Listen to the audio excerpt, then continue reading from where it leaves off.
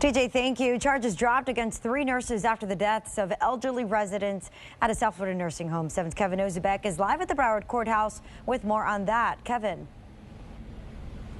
And Lorena, this all stems from a tragedy that unfolded in the aftermath of Hurricane Irma. After a Hollywood nursing home lost its AC, investigators say it got so hot inside, 12 residents ended up dying in the days and weeks that followed.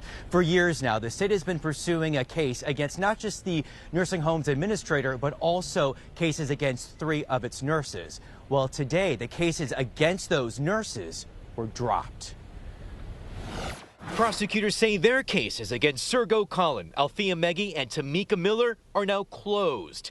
After 3 years of pursuing manslaughter, the state is dropping their charges. Lawrence Hashish represents one of those nurses. Well, I believe they kept pushing for it because it was politically motivated. They invested a lot of time and money into the case. In 2017, after Hurricane Irma swept through, the 3 were nurses at the Rehabilitation Center of Hollywood Hills. After the storm knocked out the nursing home's AC, a paramedic called to rescue the elderly inside described it as ungodly hot. One resident's temperature was recorded at 107 degrees. Investigators originally argued the nurses should have evacuated the residents sooner, but their attorneys argue this. Their body temperature does not correlate with the temperature in the room.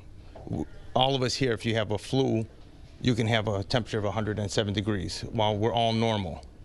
So they had their own medical conditions. But the state is still pursuing manslaughter charges against George Carballo, the facility's then administrator. Prosecutors would not answer any of our questions today, but Carballo's legal team had a lot to say. Why are they still going after Mr. Carballo? Because they don't know what they're doing. It is nothing less than a political decision intended to try to save face with the public. Carballo's attorneys say they are confident they will eventually prevail. This defense team says their client did not have the authority to order an evacuation. It was not called for by the medical doctors, by the fire department, by professionals who were in the building at the time.